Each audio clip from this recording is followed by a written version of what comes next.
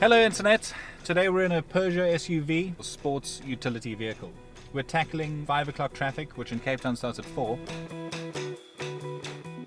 It feels like the kind of car that you get in a country where it's illegal to email after work hours.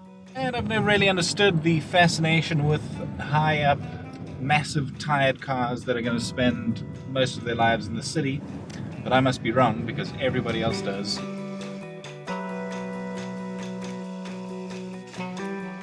So let's run through what's good about the car. It's French, which is good, I think. It lends itself to some unusual styling. The car rides really well, it's really quiet in here, very comfortable, easy to spend a lot of time in.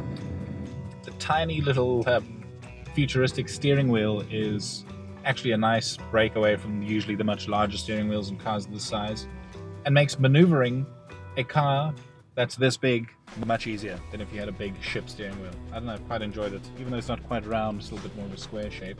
The space is really good. All of these buttons have a good tactility to them, pretty fighter jet-like. Here's your music. The sound system's actually pretty good. Your aircon, your navigation, what mode you're in.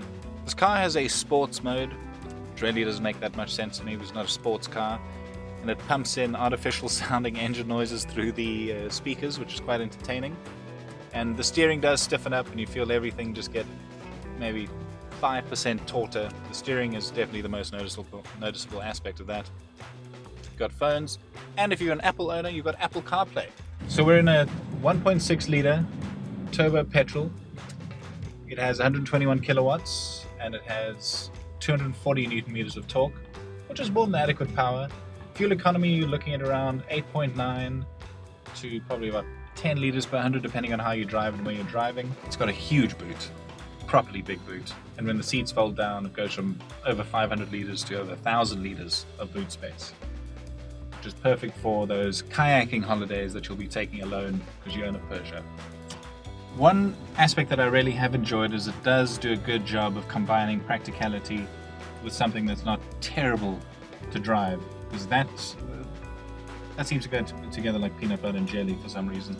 It actually handles really nicely. It sits on the road smoothly, eats up all the bumps, and the chassis is pretty compliant. And again, the small steering wheel adds to the feeling of maneuverability that maybe you don't get from some other cars. Now, what's not great about the vehicle?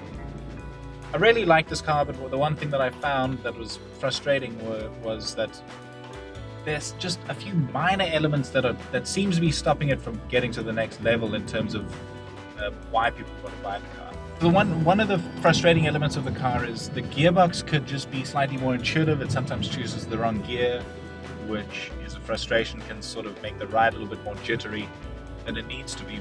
Another thing would be the Bluetooth connection. Sometimes it cut out, which is frustrating. That seems like a software update kind of issue. And that's pretty much all there is that I found frustrating about the car, because otherwise it's actually been a really good, really enjoyable car to have all day.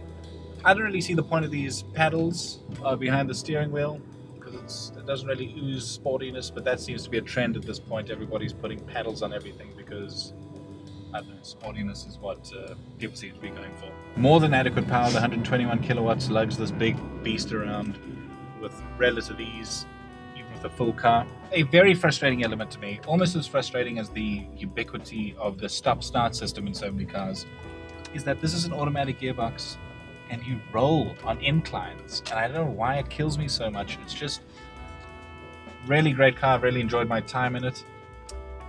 Not being the biggest fan of Peugeots pre this car, and I must say this has kind of changed my idea of the car. There are a few minor things, as I mentioned, that need to be maybe updated, but very surprised by how, which is almost insulting how surprised I am by how nice the car is, how good it is. But thank you very much for watching, and if you liked the video, and even if you didn't like it, let me know that you didn't like it in detail, please. But thanks for watching. Give that little like button a tap, and subscribe, and I'll see you later for more videos.